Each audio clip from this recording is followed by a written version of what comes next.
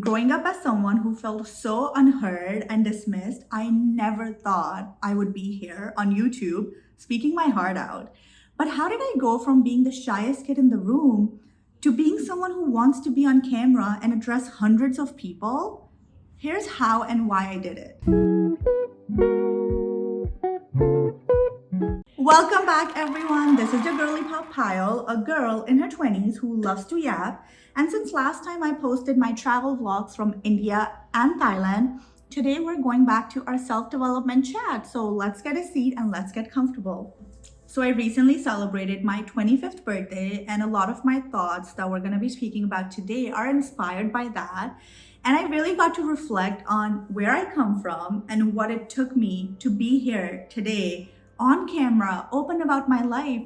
And if you're somebody who has felt unheard or like your voice doesn't matter, this story might sound familiar. So as a backstory, I was the shyest kid growing up, to the extent that my grandma thought I might have a speech difficulty when I was a toddler.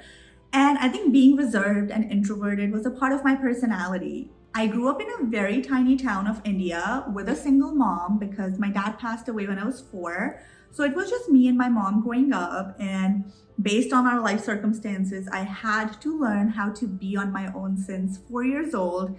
I remember my mom would go to work and I would come home from school, and she would have to teach me how to lock the door and not open it up for strangers. And I think I just spent so much time with myself as a kid that it very naturally became a part of who I was. And back then, that routine felt very normal to me because that's all I knew, that, okay, maybe all kids have to stay alone when they're really young. But now as an adult who just turned 25, it breaks my heart in a million pieces for that little girl who just had to grow up a lot ahead of time and had to do things and learn things that people learn a lot later in their lives. And as I grew older, I started noticing this impact of what I call the no mentality in my culture, where a lot of emphasis is put on what we shouldn't do compared to what we should do. Talking in front of adults, expressing your opinions, disagreeing, all these things were really not encouraged, especially as a kid. And all I wanted to do was be a good kid. So I continued just agreeing, nodding with whatever people around me said because I didn't want to be disrespectful and I didn't want to cross that no mentality line. So the no mentality and this habit of staying silent pushed me so much further than being myself, because I knew I was a social butterfly and a very cheerful person outside of my home with people my age, with my friends. But at home, with adults, with family members, or with people in authority, I would always shrink back. And it always felt like my voice and my opinion did not matter. And that's why I never cared to put them in front anyway. So I would say all these experiences where I felt not heard or not seen continued until I was about 21 years old. And now, as somebody who's in her mid-20s, I feel like I'm still carrying a lot of bottled up feelings, thoughts, ideas that I never got a chance to just express. And that's why I realized that I have been so drawn towards making YouTube videos, because it's twofold. One, it creates a space where not only I heal myself by giving myself a platform to speak and say my thoughts out loud, it also creates a safe space for everybody who comes to this channel, because this is all what we do here. We make each other feel seen, heard, validated, acknowledged, anything that you can think of other than dismissed, judged, not heard. Those are things we don't want to associate ourselves with. And this is where it gets personal, because if you are somebody who constantly feels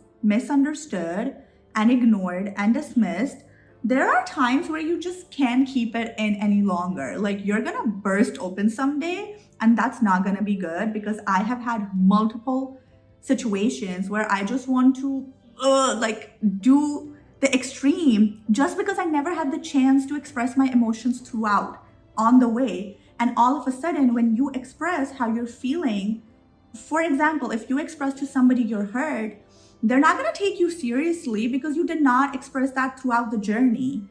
And they're just going to make you feel like, oh, you're being dramatic. So many times it happens when you express your anger to somebody who's been constantly bashing you or has been hurtful towards you, and you express, hey, I am feeling hurt by you. More often than not, they're like, oh, you're disrespecting me, or how are you even angry at me? Your anger, you are going to be misunderstood in this process, one way or the other. But the goal here is to say your piece, no matter what, in a respectful way. Being here and talking about these experiences have really been so eye-opening to me. And I can't emphasize it enough that your opinion and voice matters. I will acknowledge you.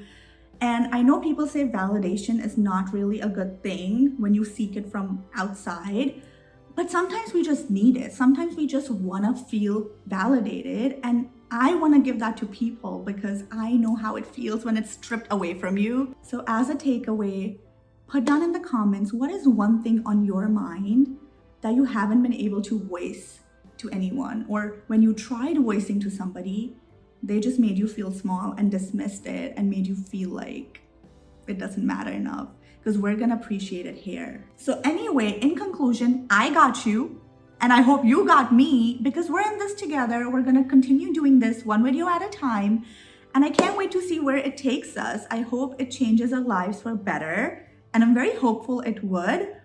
But yeah, in the meantime, don't forget to comment down. Let me know your thoughts, because I always want to listen to them. And I'll see you next time. Bye.